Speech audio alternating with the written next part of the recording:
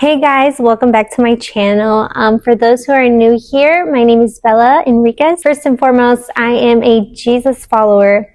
I'm a wife. I'm a mother of two beautiful girls, and I am a realtor here in Texas. So I talk about anything and everything real estate. And in today's video, I'm talking about how me and my husband bought our first home at 19 and 22 years of age. Baby girl, you are so pretty, pretty, pretty, pretty.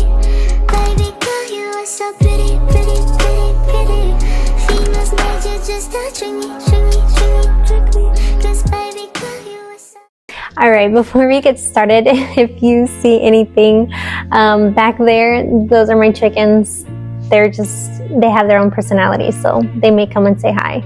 So before I get into how we purchased our first home, I want to get in a little bit of backstory, what started us to look, and I guess like the process beforehand. So my husband and I got married at the end of 2018. I was 19 and he was 22. Very young, I know.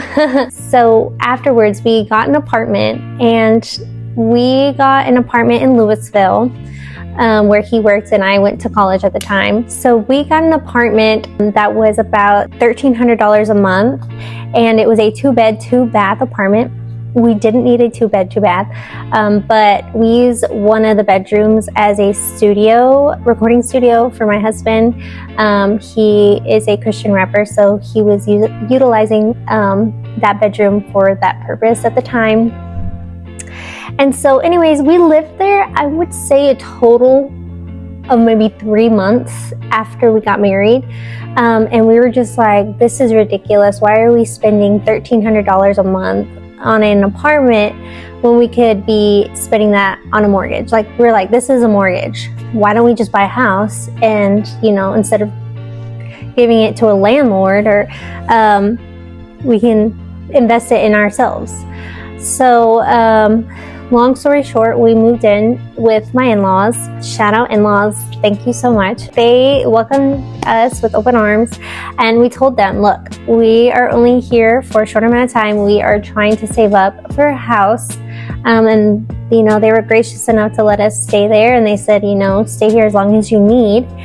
And by the grace of God, we saved up enough to buy a home in 3 months. So we also lived there for 3 months, and we had enough for a down payment and the closing costs to purchase a home.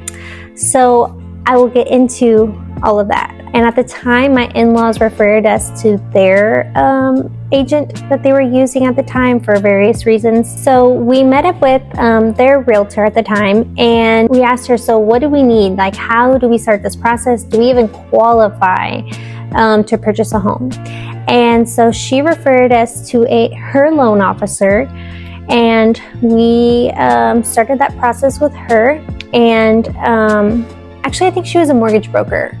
Yeah, I think she was a mortgage broker. She basically gave us the rundown. She's like, all right, let's look at y'all's credit. Like, literally, she asks all the financial things. So how much we made a month, how much we made a year, how was our debt to income ratio, what was, you know, all of these things. And she put it in, and we got a pre-approval letter. So that gave us the okay to start looking for homes, which we were really excited about. But one of the things that mortgage broker asked us, will you guys be applying for first-time home buyers programs? And we're like, what's that? I mean, we know we're a first-time home buyer, but what is that?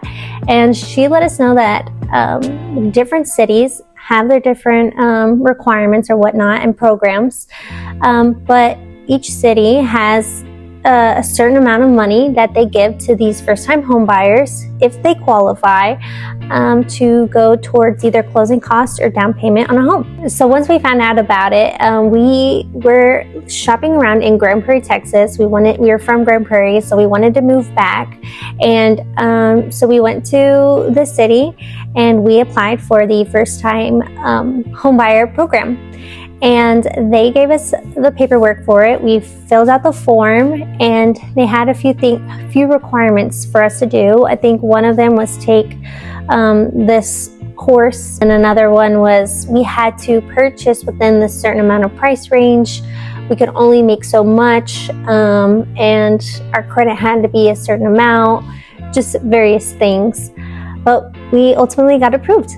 And at the time, Grand Prairie offered a $5,000 towards either closing costs or down payment. And I think now Grand Prairie offers up to $7,000. And I think they raised the price range of the home. And I plan to make a video all about that soon, so please be on the lookout for that one. So we got approved, yay! And so then we started searching for the home. And we finally found a home that we loved, that was in our price range. Very cutesy starter home. It was about 1,600 square foot, 3-bed, 2-bath. It was perfect for us. We didn't have any kids at the time, and we saw a lot of potential in the home.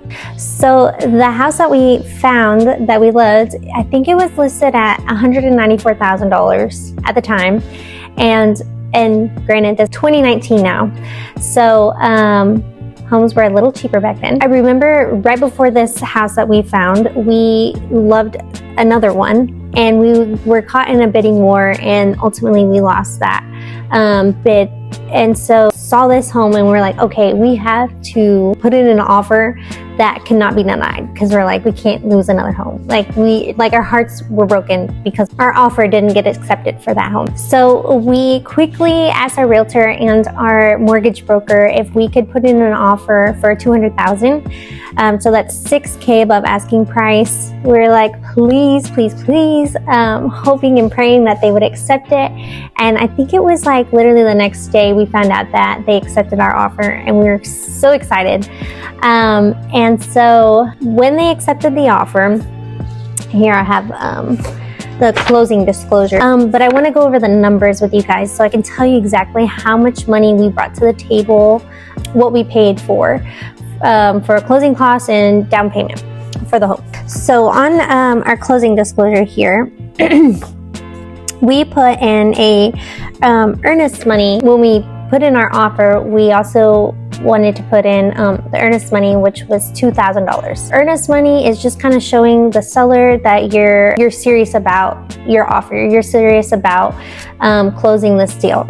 So it's normally typically about 1 to 3% of the purchase price. So it was $2,000 for that, and that's upfront. And then we had a $100 option fee period.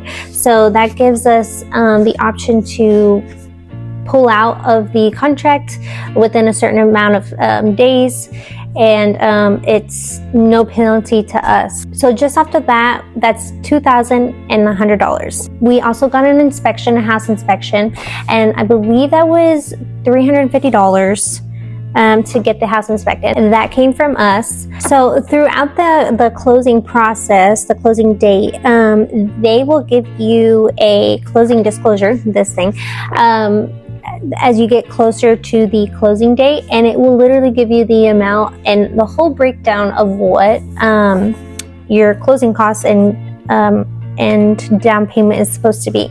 So at the end of this right here, the total closing cost was $10,510.33, and so get this, so Grand Prairie paid the $5,000, and so we deduct the $5,000 that Grand Prairie gave us for our first-time homebuyers program that we got approved for, and then it also deducts the $2,100 that we sent in. Then that gets deducted. So the total cash to close was $2,706.69. So on the day of closing, that's how much we needed to bring to the table to get the keys to the house. So when you really think of it that way, we really only spent, I would say, out of our own pocket, about $5,000. I feel like so many people have this idea that in this goal that they have, that they want to buy a home eventually, but they're just kind of like, oh, it's just in the future, I don't really know how to get to it. It's going to cost me so much money. It's going to cost me 20 to 30 grand, and it doesn't. It literally costs us about $5,000. So, I mean, granted, you do want to have a savings, in case something happens, because your landlord doesn't fix it anymore, you do. So if your AC goes out, or plumbing or whatever, water heater breaks, you need a washer and dryer, a refrigerator. You know, you have all these expenses, but it is so worth it. This is how you build wealth. This is how you invest in yourself and not pay your landlord's rent, but your own mortgage, you know. So when we purchased this home, we were at a 4.375% interest rate, and it was a conventional loan. So and our total monthly payment, this was principal, interest, and insurance, altogether it was $1,442.75. So almost what we were paying for an apartment. And that just like gave us we were just so proud of ourselves that we actually did it. So get this, we lived at that house for 2 years. So from 2019 to 2021, it went up $120K in equity. So we bought it at $200,000. When it was time to sell, it was at $320,000. And we sold it at full price. And so we made $120,000 off that home. That's what I mean by investing in yourself. It builds wealth. We were able to take that equity and put it on our current home now, and we got a bigger and better home. So your first home does not have to be like this big extravagant thing. It can be a starter home, you know, and you work your way up. So you live in it for a couple of years, you sell it, take that equity and put it into another house, and then you take that equity and sell it, and it just goes on and on until, you know, you are ready to buy your forever home, if you want to do that. But like I said, and it is really hard for a property to depreciate. Honestly, most properties appreciate. They grow up in time.